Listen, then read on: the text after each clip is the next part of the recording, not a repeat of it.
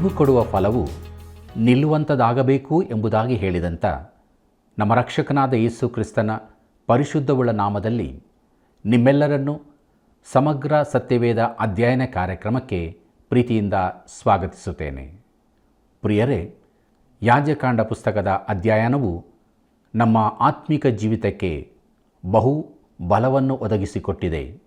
ಹೌದು ಪ್ರಿಯರೇ, ಇದನ್ನು ಅರಿತವರಾದ ನಾವು ಇಂದಿನ ಧ್ಯಾನದಲ್ಲಿ ಮುಂದೆ ಸಾಗುವಾಗ ಯಾಜಕಾಂಡ ಪುಸ್ತಕದ 16ನೇ ಅಧ್ಯಾಯದ 15ನೇ ವಚನದಿಂದ 17ನೇ ಅಧ್ಯಾಯದ ಮುಖ್ಯ ಪ್ರಸ್ತಾಪದವರೆಗೆ ಧ್ಯಾನ ಮಾಡಲಿದ್ದೇವೆ. ಇಂದಿನ ನಮ್ಮ ಧ್ಯಾನದಲ್ಲಿ ಜನರೆಲ್ಲರಿಗೋಸ್ಕರ ಮಾಡುವಂಥ ಯಜ್ಞ, ಜನರ ಸಿದ್ಧತೆ, ಈ ಮುಖ್ಯವಾದ ವಿಚಾರಗಳನ್ನು ನಾವು ಧ್ಯಾನಿಸಲಿದ್ದೇವೆ.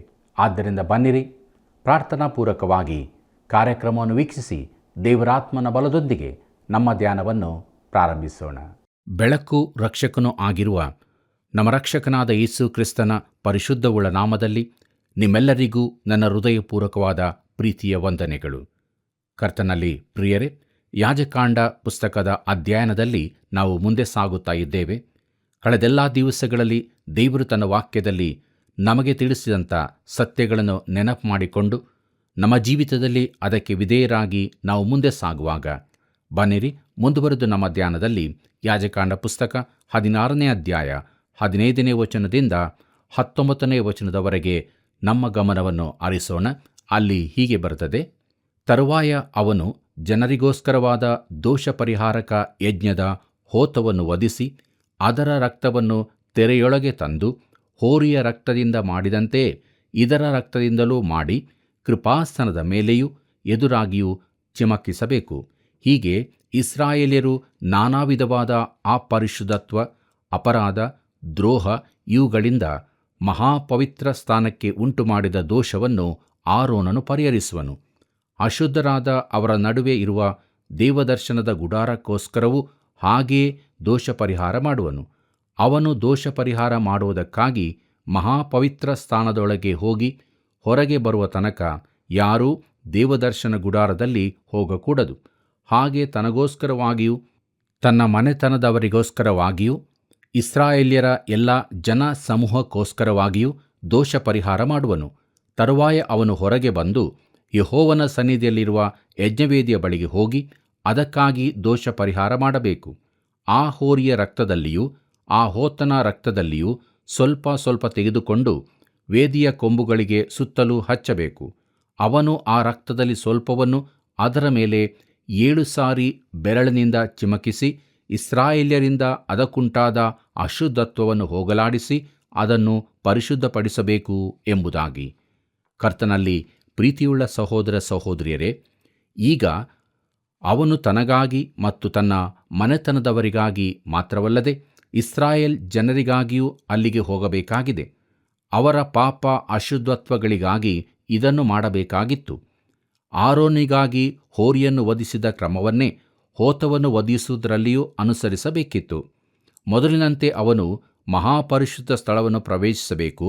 ಆದರೆ ಈಗ ಪ್ರಾಯಶ್ಚಿತ್ತ ಯಜ್ಞವು ಪರಿಶುದ್ಧ ಸ್ಥಳವನ್ನು ಆವರಿಸಿರುತ್ತದೆ. ಇದು ಇಸ್ರಾಯೇಲ್ಯರ ಅಶುದ್ಧತೆಯ ಕಾರಣದಿಂದಾಗಿ ಹಿತ್ತಾಳೆಯ ವೇದಿಯ ಮೇಲೂ ರಕ್ತವನ್ನು ಚಿಮಕಿಸಬೇಕಾಗಿತ್ತು.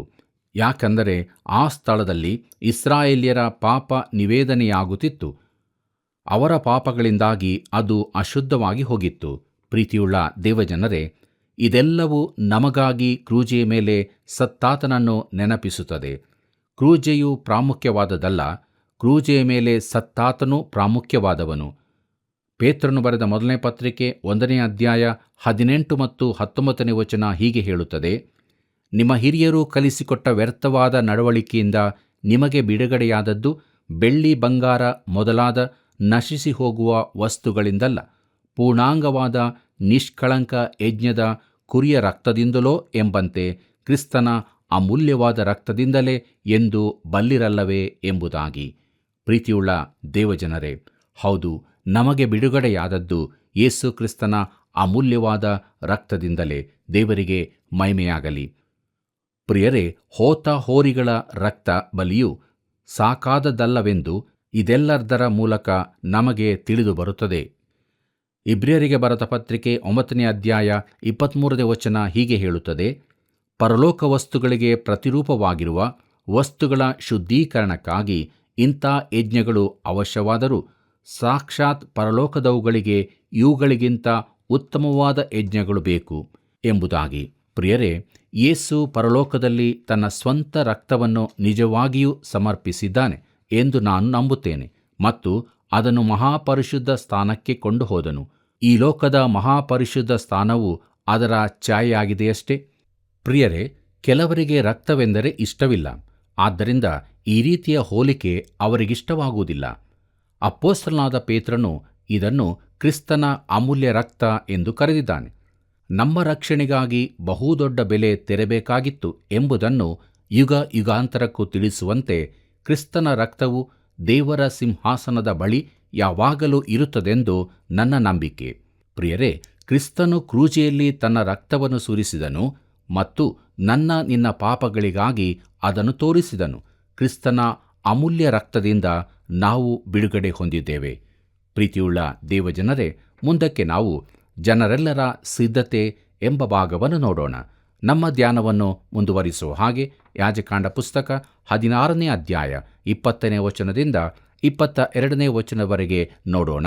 ಅಲ್ಲಿ ಹೀಗೆ ಬರೆದದೆ: ಆರೋನನು ಮಹಾಪವಿತ್ರ ಸ್ಥಾನ, ದೇವದರ್ಶನದ ಗುಡಾರ, ವೇದಿ ಇವುಗಳಿಗೋಸ್ಕರ ದೋಷ ಪರಿಹಾರ ಮಾಡಿ ಮುಗಿಸಿದ ಮೇಲೆ ಆ ಸಜೀವವಾದ ಹೋತವನ್ನು ತರಿಸಿ ಅದರ ತಲೆಯ ಮೇಲೆ ಎರಡೂ ಕೈಗಳನ್ನು ಇಟ್ಟು ಇಸ್ರಾಯೇಲ್ಯರ ಎಲ್ಲಾ ಪಾಪಗಳನ್ನು, ದ್ರೋಹಗಳನ್ನು, ಅಪರಾಧಗಳನ್ನು ಯೆಹೋವನಿಗೆ ಅರಿಕೆ ಮಾಡಿ ಆ ಹೋತದ ತಲೆಯ ಮೇಲೆ ಹೊರಿಸಿ ಅದನ್ನು ಆ ಕೆಲಸಕ್ಕೆ ನೇಮಕವಾದವನ ಕೈಯಿಂದ ಅರಣ್ಯಕ್ಕೆ ಕಳುಹಿಸಿಬಿಡಬೇಕು.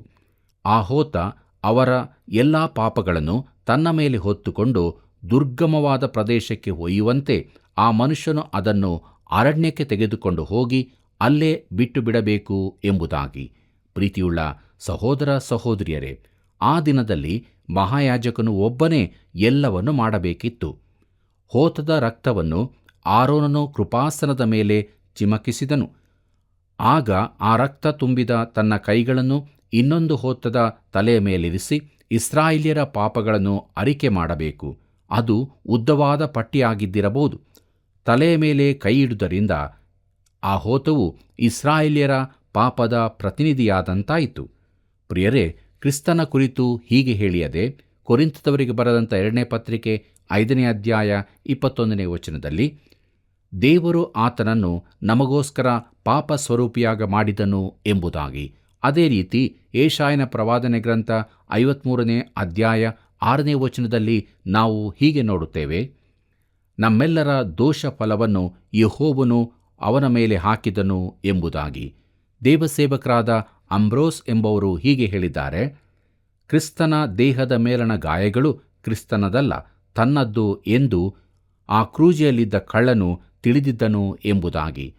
ಹೌದು ಪ್ರಿಯರೇ, ನಮ್ಮ ರಕ್ಷಕನಾದ ಯೇಸು ಕ್ರಿಸ್ತನ ಶರೀರದ ಮೇಲೆ ಆದಂಥ ಗಾಯಗಳೆಲ್ಲವೂ ನಮ್ಮ ನಿಮಿತ್ತವಾಗೇ ಆದದ್ದು. ಆತನ ಬಾಸುಂಡೆಗಳಿಂದ ನಮಗೆ ಗುಣವಾಯಿತು. ಪ್ರೀತಿಯುಳ್ಳ ದೇವಜನರೇ, ಬಳಿಕ ಆ ಹೋತವನ್ನು ಆ ಕಾರ್ಯಗಳಲ್ಲಿ ಆಸಕ್ತಿ ಇಲ್ಲದವನ ವಶಕ್ಕೆ ಆರೋನನು ಒಪ್ಪಿಸಬೇಕು. ಅಲ್ಲಲ್ಲಿ ಈ ಕಾರ್ಯವನ್ನು ಇಸ್ರಾಯೇಲ್ಯರು ನಿಂತು ನೋಡುತ್ತಿದ್ದರು. ಆ ಜೀವಂತ ಹೋತವು ಅರಣ್ಯದೊಳಕ್ಕೆ ಹೋಗಿ ಕಣ್ಮರೆಯಾಗುತ್ತಿತ್ತು, ಮತ್ತೆಂದೂ ಕಾಣಸಿಗುತ್ತಿರಲಿಲ್ಲ. ಆ ಹೋತ ಕಣ್ಮರೆಯಾದ ಸುದ್ದಿ ಜನರಿಂದ ಜನರಿಗೆ, ಕೊನೆಗೆ ಗುಡಾರದ ಬಳಿಗೆ ತಲುಪುತ್ತಿತ್ತು.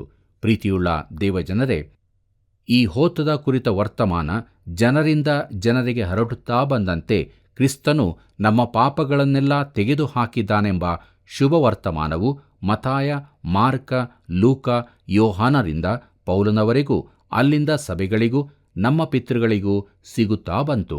ಕೊನೆಗೆ ನನಗೂ ನಿನಗೂ ಕೂಡ ಸಿಕ್ಕಿತು. ಕ್ರಿಸ್ತನು ಸಂಪೂರ್ಣವಾಗಿ ನಮ್ಮ ಪಾಪಗಳನ್ನೆಲ್ಲ ತೆಗೆದುಹಾಕಿದ್ದಾನೆ. ಈ ವಿಚಾರವಾಗಿ ಬದಲಿಯಾಗಿ ಕಳಿಸಲ್ಪಟ್ಟ ಹೋತದ ಕುರಿತಾಗಿ ಅನೇಕ ವಚನಗಳನ್ನು ನಾವು ಸತ್ಯವೇದದಲ್ಲಿ ನೋಡುತ್ತೇವೆ. ಕರ್ತನಲ್ಲಿ ಪ್ರಿಯರೇ, ಕೀರ್ತನೆಗಾರನು ಹೀಗೆ ಹೇಳುತ್ತಾನೆ. 103ನೇ ಕೀರ್ತನೆ 12ನೇ ವಚನದಲ್ಲಿ: ಪೂರ್ವಕ್ಕೂ ಪಶ್ಚಿಮಕ್ಕೂ ಎಷ್ಟು ದೂರವೋ ನಮ್ಮ ದ್ರೋಹಗಳನ್ನು ನಮ್ಮಿಂದ ತೆಗೆದು ಅಷ್ಟು ದೂರ ಮಾಡಿದ್ದಾನೆ ಎಂಬುದಾಗಿ. ಹಾಗೆಯೇ ಯೆಶಾಯನ ಪ್ರವಾದನೆ ಗ್ರಂಥ 44ನೇ ಅಧ್ಯಾಯ 22ನೇ ವಚನದಲ್ಲಿ ಹೀಗೆ ನೋಡುತ್ತೇವೆ: ನಿನ್ನ ದ್ರೋಹಗಳನ್ನು ಮಂಜಿನಂತೆ ಪರಿಹರಿಸಿದ್ದೇನೆ, ನಿನ್ನ ಪಾಪಗಳನ್ನು ಮೋಡದಂತೆ ಹಾರಿಸಿದ್ದೇನೆ ಎಂಬುದಾಗಿ. ಪ್ರೀತಿಯುಳ್ಳ ಸಹೋದರ ಸಹೋದರಿಯರೇ, ಒಬ್ಬ ಕ್ರೈಸ್ತನಿಗೆ ಈ ಪ್ರಾಯಶ್ಚಿತ್ತದ ಮಹಾದಿನವು ಏನನ್ನು ತಿಳಿಸುತ್ತದೆ?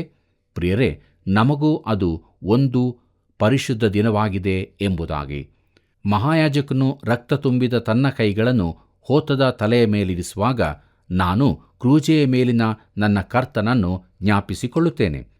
ಯೋಹಾನನು ಆತನನ್ನು, ಇಗೋ, ದೇವರು ಯಜ್ಞಕ್ಕೆ ನೇಮಿಸಿದ ಕುರಿ, ಲೋಕದ ಪಾಪವನ್ನು ನಿವಾರಣೆ ಮಾಡುವನು ಎಂದು ಹೇಳಿದ್ದಾನೆ.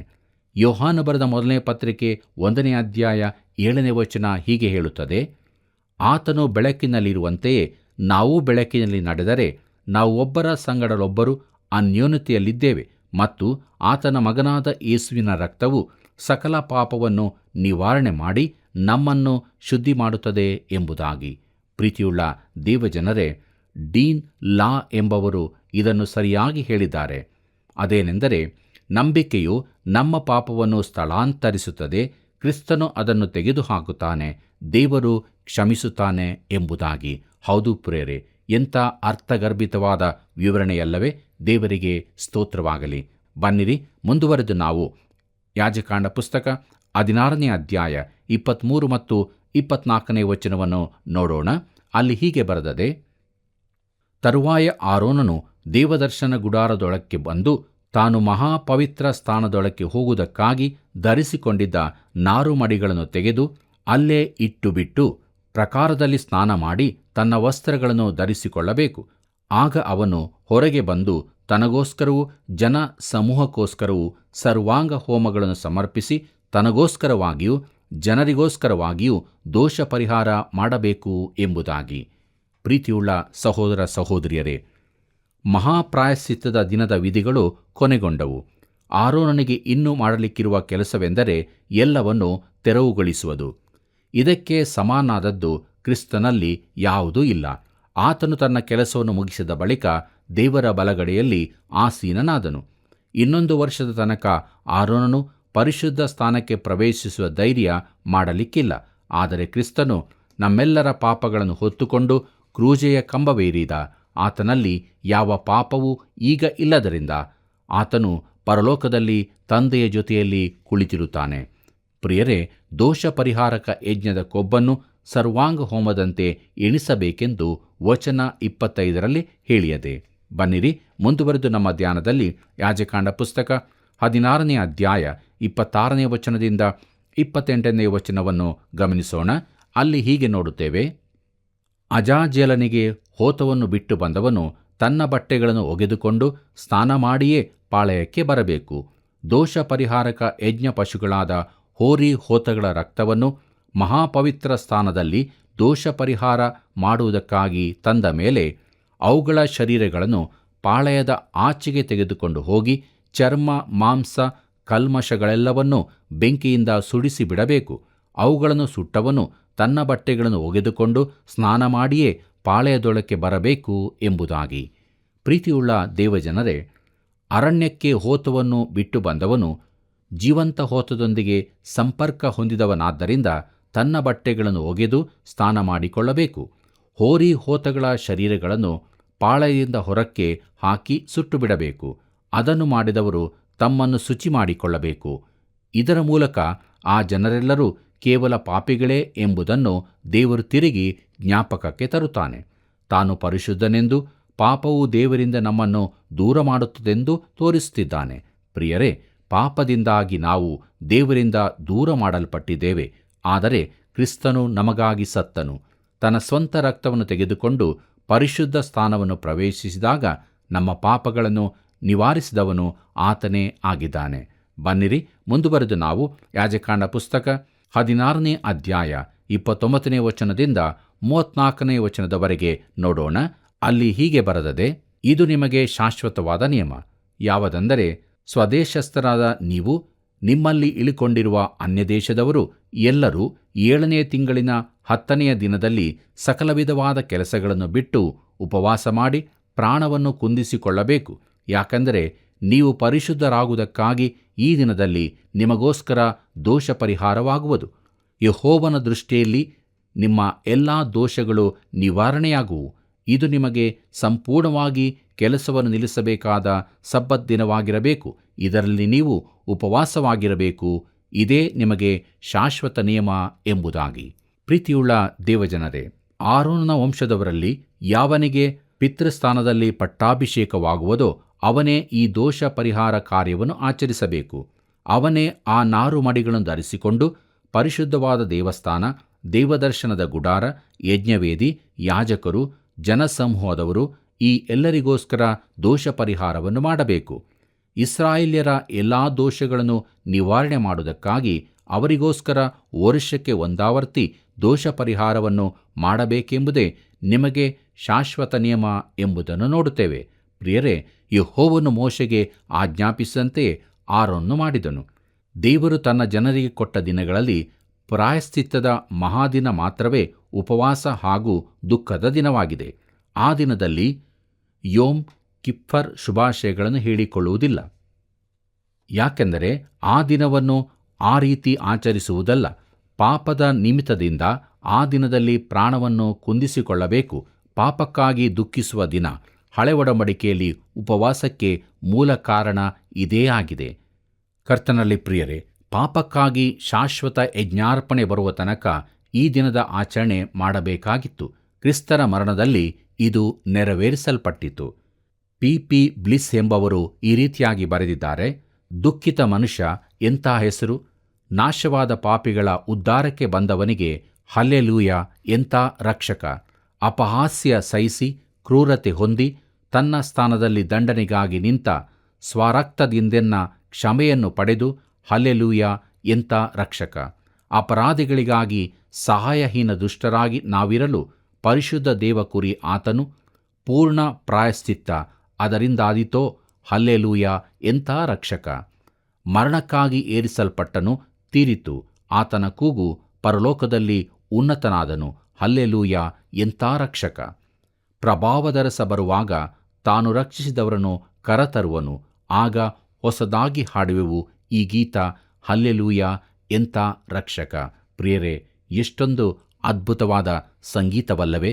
ಕರ್ತನಲ್ಲಿ ಪ್ರಿಯರೇ, ಇಲ್ಲಿವರೆಗೆ ನಾವು ಯಾಜಕಾಂಡ ಪುಸ್ತಕದ 16ನೇ ಅಧ್ಯಾಯದ ಧ್ಯಾನವನ್ನು ಮಾಡಿ ಮುಗಿಸಿದ್ದೇವೆ. ದೇವರು ನಮ್ಮನ್ನು ತನ್ನ ಬಲದಲ್ಲಿ ನಡೆಸಿದ್ದಾನೆ. ಆತನಿಗೆ ಸ್ತೋತ್ರವಾಗಲಿ. ಬನ್ನಿರಿ, ಮುಂದುವರೆದು ನಾವು ಯಾಜಕಾಂಡ ಪುಸ್ತಕದ 17ನೇ ಅಧ್ಯಾಯದ ಧ್ಯಾನವನ್ನು ಪ್ರಾರಂಭಿಸೋಣ. ಈ 17ನೇ ಅಧ್ಯಾಯದ ಮುಖ್ಯ ಪ್ರಸ್ತಾಪ ಯಜ್ಞಾರ್ಪಣೆಗೆ ಒಂದು ಸ್ಥಳ, ವಿಗ್ರಹಗಳಿಗೆ ಹೋತವನ್ನು ಅರ್ಪಿಸುವ ಕುರಿತು, ಗುಡಾರದ ಬಳಿಯಲ್ಲೇ ಯಜ್ಞಾರ್ಪಣೆ ಮಾಡಬೇಕು, ರಕ್ತವನ್ನು ಭುಜಿಸಬಾರದೆಂಬ ಶರ್ತ ಎಂಬುದಾಗಿ.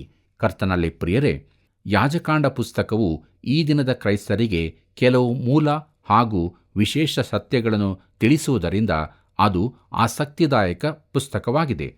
ಮೂಲತಃ ಇದು ಇಸ್ರಾಯೇಲ್ ಜನಾಂಗಕ್ಕೆ ಕೊಟ್ಟದ್ದಾದರೂ ಅದನ್ನು ಕೈಕೊಳ್ಳಬೇಕಾದ ಕಾಲವು ಮುಗಿದು ಹೋಗಿರುವುದಾದರೂ ಎಲ್ಲದರಲ್ಲಿಯೂ ಈಗಿನ ನಮಗೆ ಕಲಿಯತಕ್ಕ ಉತ್ತಮ ಆತ್ಮೀಯ ಪಾಠಗಳಿವೆ. ಹೊಸ ಒಡಂಬಡಿಕೆಯಲ್ಲಿನ ಅನೇಕ ಪ್ರಶ್ನೆಗಳಿಗೆ ಉತ್ತರವೂ ಹೊಸ ಅರ್ಥವೂ ಇದರಲ್ಲಿದೆ. ಈ ಪುಸ್ತಕದ ಧ್ಯಾನದ ಮೂಲಕವೂ ಅನೇಕರು ಕ್ರಿಸ್ತನನ್ನು ಕಂಡುಕೊಳ್ಳುತ್ತಿರುವುದು ಸಂತೋಷದ ಸಂಗತಿಯಾಗಿದೆ. ಪ್ರೀತಿಯುಳ್ಳ ದೇವಜನರೇ, ಈ ಅಧ್ಯಾಯವು ಹಿಂದಿನ ಅಧ್ಯಾಯದ ಮುಂದುವರೆದ ಭಾಗವೆಂದು ಅನೇಕರು ಭಾವಿಸುತ್ತಾರೆ. ಒಂದು ಕ್ರಮ ಇಲ್ಲಿದೆ ಸರಿ, ಆದರೆ ತಿಳಿಸಲ್ಪಟ್ಟ ಪ್ರಸ್ತಾಪವು ಬೇರೆಯೇ ಆಗಿರುತ್ತದೆ. ಯಜ್ಞಾರ್ಪಣೆಗೆ ಒಂದೇ ಸ್ಥಳದ ನೇಮಕ ಹಾಗೂ ರಕ್ತದ ಪ್ರಾಮುಖ್ಯತೆಯ ಕುರಿತು ಇಲ್ಲಿ ಹೇಳಲಾಗಿದೆ. ಪ್ರಿಯರೇ, ಅರಣ್ಯದಲ್ಲಿ ಇಸ್ರಾಯೇಲ್ಯರ ಪ್ರಯಾಣ ಹಾಗೂ ಅವರು ಗುಡಾರದ ಸುತ್ತ ಉಳಕೊಂಡದರ ಕುರಿತು ಈ ಅಧ್ಯಾಯದಲ್ಲಿ ನೇರವಾಗಿ ಹೇಳಲಾಗಿದೆ. ಇದರಲ್ಲಿ ಕ್ರಮವಿಧಾನಗಳಿಗಿಂತ ನೈತಿಕ ಮೌಲ್ಯಕ್ಕೆ ಹೆಚ್ಚಿನ ಒತ್ತು ಕೊಡಲಾಗಿದೆ. ಆಹಾರಕ್ಕಾಗಿ ಉಪಯೋಗಿಸುವ ಶುದ್ಧ ಸಾಕು ಪ್ರಾಣಿಗಳನ್ನೇ ಗುಡಾರದ ಬಳಿ ವಧಿಸಬೇಕಾಗಿತ್ತು. ಇಸ್ರಾಯೇಲ್ಯರು ಪ್ಯಾಲೆಸ್ತೀನ್ ದೇಶದಲ್ಲಿ ಹರಡಿಕೊಂಡ ಬಳಿಕ ಕೆಲವರು ಗುಡಾರದ 100 ಮೈಲು ಸುತ್ತಳತೆಯಲ್ಲಿ ವಾಸಿಸುತ್ತಿದ್ದರು. ಅವರು ಯಜ್ಞದ ಪ್ರಾಣಿಗಳನ್ನು ಗುಡಾರದ ಬಳಿಗೇನೇ ತಂದು ಸಮರ್ಪಿಸುವುದು ಕಷ್ಟಕರವಾಗಿತ್ತು. ಅವರು ವಾಗ್ದಾತ ದೇಶಕ್ಕೆ ಪ್ರವೇಶಿಸಲು ಸಿದ್ಧರಾದಾಗ ದೇವರು ಈ ನಿಯಮಗಳನ್ನು ಹೊಸದಾಗಿ ಹೇಳಿದ್ದನ್ನು ಧರ್ಮೋಪದೇಶಕಾಂಡ ಪುಸ್ತಕದಲ್ಲಿ ಮುಂದಕ್ಕೆ ನಾವು ನೋಡುತ್ತೇವೆ. ಪ್ರಿಯರೇ, ದೇವರು ಈ ನಿಯಮಗಳನ್ನು ಯಾಕೆ ಸ್ಥಾಪಿಸಿದನು? ವಿಗ್ರಹಾರಾಧನೆ ತುಂಬಿದ ಐಗುಪ್ತದಿಂದ ಇಸ್ರಾಯೇಲ್ಯರು ಈಗಷ್ಟೇ ಹೊರಬಂದಿದ್ದರು. ಅವರು ಐಗುಪ್ತದ ವಿಗ್ರಹಗಳನ್ನು ಪೂಜಿಸುತ್ತಿದ್ದರಿಂದ ಈಗಲೂ ಅದೇ ಅಭ್ಯಾಸಕ್ಕೆ ಹಿಂತಿರುಗುವ ಅಪಾಯ ಇತ್ತು. ಐಗುಪ್ತದ ಪ್ರಕೃತಿಯ ದೇವತೆಗಳನ್ನು ಅವರು ಪೂಜಿಸುತ್ತಿದ್ದರು. ವಚನ 7ರಲ್ಲಿ ಮುಂದಕ್ಕೆ ನೋಡುತ್ತೇವೆ. ಅಜ ದೇವತೆಗಳೆಂದರೆ ನಿಜವಾಗಿ ರೋಮವುಳ್ಳವುಗಳು ಅಥವಾ ಆಡುಗಳು ಎಂಬ ಅರ್ಥ ಬರುತ್ತದೆ. ಐಗುಪ್ತರು ಮೆಂಡೀಸ್ ಎಂಬ ಆಡು ದೇವತೆಯನ್ನು, ಗ್ರೀಕರು ಪಾನ್ ಎಂಬ ಆಡು ದೇವತೆಯನ್ನು ಪೂಜಿಸುತ್ತಿದ್ದರು. ಗ್ರೀಕ್ ಸಾಹಿತ್ಯಗಳಲ್ಲಿ ಬಾಲ, ಕೊಂಬು, ಸೀಳುಗೊರಸುಗಳುಳ್ಳ ಇಂಥವುಗಳ ವಿವರಣೆಯನ್ನು ಕಾಣಬಹುದು. ಮಧ್ಯಕಾಲದ ಕ್ರೈಸ್ತರು ಇವುಗಳನ್ನು ಪಿಶಾಚನಿಗೆ ಸಂಬಂಧದವುಗಳೆಂದು ಗುರುತಿಸಿಕೊಂಡರು. ಪಿಶಾಚನಿಂದ ಉಂಟಾಗುವ ಭಯಪಡಿಸುವಿಕೆಯು ಇದರಿಂದಲೇ ಉಂಟಾದದ್ದು. ಪ್ರಿಯರೇ, ಇಸ್ರಾಯೇಲರು ತಮ್ಮ ಯಜ್ಞಗಳನ್ನು ಪಾನ್ ದೇವತೆಗೆ ಅರ್ಪಿಸದೆ ಗುಡಾರದ ಬಳಿಯಲ್ಲೇ ಸಮರ್ಪಿಸಬೇಕೆಂಬುದಕ್ಕಾಗಿ ಈ ನಿಯಮ ಉಂಟಾಯಿತು. ಕರ್ತನಲ್ಲಿ ಪ್ರಿಯರೇ, ಅದಲ್ಲದೆ ರಕ್ತವನ್ನು ಎಂದೂ ಸೇವಿಸಬಾರದೆಂಬುದನ್ನು ನೋಡುತ್ತೇವೆ. ಅದಕ್ಕೆ ಸ್ಪಷ್ಟವಾದ ಕಾರಣವನ್ನು ಕೊಡಲಾಗಿದೆ. ರಕ್ತವು ಜೀವದ ಸೂಚನೆಯಾಗಿದೆ. ಇದರಲ್ಲಿ 2 ರೀತಿಯ ಕಾರಣಗಳು ಅಡಕವಾಗಿವೆ. ಅದರಲ್ಲಿ ಮೊದಲನೆಯದು, ಜೀವವು ಅಮೂಲ್ಯವಾದದ್ದು, ಪ್ರಾಣಿಗಳನ್ನು ಕೂಡ ಅನಾವಶ್ಯವಾಗಿ ಕೊಲ್ಲಬಾರದು ಎಂಬುದಾಗಿ. ಎರಡನೆಯದು, ರಕ್ತವು ಕ್ರಿಸ್ತನ ಪ್ರಾಣಾರ್ಪಣೆಯನ್ನು ಸೂಚಿಸುತ್ತದೆ. ಅದು ಪಾಪದ ದಂಡ ತೆರುವುದಕ್ಕೆ, ಪುನಃ ಸಂಧಾನಕ್ಕೆ ಸಂಕೇತವಾಗಿದೆ. ಪ್ರಿಯರೇ, ಜೀವವು ಅಮೂಲ್ಯವಾದದ್ದು, ಅದನ್ನು ಕಾಪಾಡಬೇಕಾಗಿದೆ. ಆದರೆ ಪಾಪಿಗೆ ಜೀವವುಂಟಾಗುವಂತೆ ಕ್ರಿಸ್ತನು ತನ್ನ ಜೀವವನ್ನು ಕೊಟ್ಟನು. ರಕ್ತವು ಜೀವವು ಸಮಾನಾರ್ಥಕವಾಗಿದೆ. ಮನುಷ್ಯರು ರಕ್ತವನ್ನು ಭುಜಿಸಲೇಬಾರದು. ಆದರೆ ಕ್ರಿಸ್ತನ ರಕ್ತವನ್ನು ಸೇವಿಸುವುದೆಂದರೆ ನಾವು ಬದುಕಿಕೊಳ್ಳುವಂತೆ ನಮಗಾಗಿ ಸುರಿಸಲ್ಪಟ್ಟ ಕ್ರಿಸ್ತನ ರಕ್ತವನ್ನು ನಂಬಿಕೆಯಿಂದ ನಮ್ಮದನ್ನಾಗಿ ಮಾಡಿಕೊಳ್ಳುವುದು. ಪ್ರಿಯರೇ, ರಕ್ತದ ಕುರಿತು ಮಾತನಾಡೋಣ, ಅದನ್ನು ಸ್ತುತಿಸೋಣ. ನಮ್ಮ ಸಭೆಗಳಲ್ಲಿ ಪಾಪದ ಕುರಿತಾಗಿ ಹಗುರವಾದ ಭಾವನೆ ತಾಳುತ್ತೇವೆ. ಪಾಪವನ್ನು ನಾವು ಹಗುರವಾಗಿ ಕಂಡರೆ ಕ್ರಿಸ್ತನ ಅಮೂಲ್ಯ ರಕ್ತವನ್ನು ಹಗುರವಾಗಿ ಕಂಡಂತೆಯೇ ಸರಿ. ಪ್ರೀತಿಯುಳ್ಳ ದೇವಜನರೇ, ನಾವು ಜೀವಿಸುವುದಕ್ಕಾಗಿ ಕ್ರಿಸ್ತನು ತನ್ನ ಜೀವವನ್ನೇ ಕೊಟ್ಟನು. ನಮ್ಮ ಜೀವವು ಕ್ರಿಸ್ತನಲ್ಲಿ, ದೇವರಲ್ಲಿ ಮರೆಯಾಗಿ ಇಟ್ಟಿದೆ. ಆದ್ದರಿಂದ ನಾವು ಕ್ರಿಸ್ತನ ಬಳಿಗೆ ಬಂದು ನಮ್ಮನ್ನೇ ಆತನಿಗೆ ಸಮರ್ಪಿಸಿ ನಮ್ಮ ಜೀವವನ್ನು ಹೊಂದಿಕೊಂಡು ಜೀವಿಸುವಾತನಲ್ಲಿ ಇದ್ದುಕೊಂಡು ಜೀವಿಸೋಣ. ಮತ್ತು ಆತನು ಪ್ರತ್ಯಕ್ಷನಾಗುವಾಗ ನಾವು ಕೂಡ ಜೀವವನ್ನು ಹೊಂದಿದವರಾಗಿ ಆತನೊಂದಿಗೆ ಇರೋಣ. ಹೀಗಾಗುವಂತೆ ದೇವರು ತಾನೇ ನಮ್ಮೆಲ್ಲರನ್ನೂ ತನ್ನ ವಾಕ್ಯದಿಂದ ತುಂಬಿಸಿ ನಡೆಸಲಿ. ಆತನ ಕೃಪೆಯು ಸದಾ ನಿಮ್ಮ ಸಂಗಡ ಇರಲಿ. ಪ್ರಿಯರೇ, ಸತ್ಯವೇದ ಅಧ್ಯಯನದಲ್ಲಿ ಇಂದು ನಾವು ಪಾಪಕ್ಕಾಗಿ ಶಾಶ್ವತವಾದ ಯಜ್ಞಾರ್ಪಣೆ ಬರುವವರೆಗೆ ಪ್ರತಿದಿನವೂ ಜನರಿಗೋಸ್ಕರವೂ ಯಾಜಕರಿಗೋಸ್ಕರವೂ ಯಜ್ಞಾರ್ಪಣೆ ಸಮರ್ಪಿಸಬೇಕಾಗಿತ್ತು ಎಂಬುದನ್ನು ತಿಳಿದುಕೊಂಡೆವು. ಮತ್ತು ಕ್ರಿಸ್ತನ ಮರಣದ ಮೂಲಕ ಈ ಎಲ್ಲ ಯಜ್ಞಾರ್ಪಣೆಗಳು ಅದು ನಿಂತು ಹೋಯಿತು. ಯಾಕಂದರೆ ಯೇಸು ಕ್ರಿಸ್ತನೇ ಸಜೀವ ಯಜ್ಞವಾದನು. ದೇವರಿಗೆ ಸ್ತೋತ್ರವಾಗಲಿ. ಈ ಸತ್ಯವನ್ನು ಅರಿತುಕೊಂಡು ನಾವು ಕೂಡ ನಮ್ಮ ದೇಹಗಳನ್ನು ದೇವರಿಗೆ ಮೀಸಲಾಗಿಯೂ ಸಜೀವ ಯಜ್ಞವಾಗಿಯೂ ಸಮರ್ಪಿಸುವ ಇದೇ ವಿವೇಕಪೂರ್ವಕವಾದ ಆರಾಧನೆಯಾಗಿದೆ. ಈ ರೀತಿ ಜೀವಿಸೋಣ ಮತ್ತು ದೇವರ ರಾಜ್ಯಕ್ಕೆ ಬಾಧ್ಯಸ್ಥರಾಗೋಣ. ಬನ್ನಿರಿ, ಪ್ರಾರ್ಥನೆ ಮಾಡೋಣ. ನಮ್ಮನ್ನು ಬಹಳವಾಗಿ ಪ್ರೀತಿ ಮಾಡುವಂಥ ನಮ್ಮ ರಕ್ಷಕನಾದ ಯೇಸು ಸ್ವಾಮಿಯಲ್ಲಿ ತಂದೆಯಾದ ದೇವರೇ, ನೀನು ತೋರಿಸಂಥ ಪ್ರೀತಿ, ಕೃಪೆ, ಕರುಣೆಗಳಿಗಾಗಿ ನಿನಗೆ ಸ್ತೋತ್ರ. ನಿನ್ನೊಬ್ಬನನ್ನೇ ಪ್ರೀತಿಸುತ್ತಾ ನಿನ್ನಲ್ಲಿ ಇದ್ದುಕೊಂಡು ಫಲಭರಿತವಾದ ಜೀವಿತವನ್ನೇ ನಾವು ಜೀವಿಸುವುದಕ್ಕೆ ಸಹಾಯ ಮಾಡು. ನಮ್ಮ ಜೀವಿತದ ಮೂಲಕವಾಗಿ ನಿನಗೆ ಮಹಿಮೆಯಾಗಲಿ. ಯಾರ್ಯಾರು ಇನ್ನೂ ಪಾಪದ ಜೀವಿತದಲ್ಲಿದ್ದಾರೋ ಅಂಥವರನ್ನು ಕರುಣಿಸು. ನಿನ್ನ ವಾಕ್ಯಗಳನ್ನು ಕಳುಹಿಸಿಕೊಡು. ಅವರು ಬಿಡುಗಡೆಯ ಸಂತೋಷವನ್ನು ಹೊಂದಿಕೊಳ್ಳುವಂತೆ ನೀನು ಕಾರ್ಯ ಮಾಡು. ಯೇಸುವಿನ ನಾಮದಲ್ಲಿ ಬೇಡಿದ್ದೇವೆ ತಂದೆಯೇ, ಆಮೆನ್. ಪ್ರಿಯರೇ, ದೇವರ ವಾಕ್ಯ ಧ್ಯಾನವು ಅನೇಕ ಸತ್ಯಗಳು ನಮಗೆ ತಿಳಿಸಿದೆ ಮತ್ತು ನಿಜವಾದ ಸಂತೋಷವೇನೆಂಬುದನ್ನು ನಾವು ಅರಿತುಕೊಂಡಿದ್ದೇವೆ. ಈ ಸಂತೋಷಕ್ಕೆ ಇತರರೂ ಬರಬೇಕಲ್ಲವೇ? ಹಾಗಾದರೆ ಬನ್ನಿರಿ, ಇಂದೇ ನಮಗೆ ಕರೆ ಮಾಡಿರಿ ಮತ್ತು ಈ ಸೇವೆಯಲ್ಲಿ ಪಾಲುಗಾರರಾಗಿರಿ. ದೇವರು ನಿಮ್ಮನ್ನು ಆಶೀರ್ವದಿಸಲಿ. ಮುಂದೆ ಭೇಟಿಯಾಗೋಣ ಮುಂದಿನ ಕಾರ್ಯಕ್ರಮದಲ್ಲಿ. ಅಲ್ಲಿಯವರೆಗೆ ದೇವರ ಕೃಪೆ ನಿಮ್ಮೆಲ್ಲರೊಂದಿಗಿರಲಿ.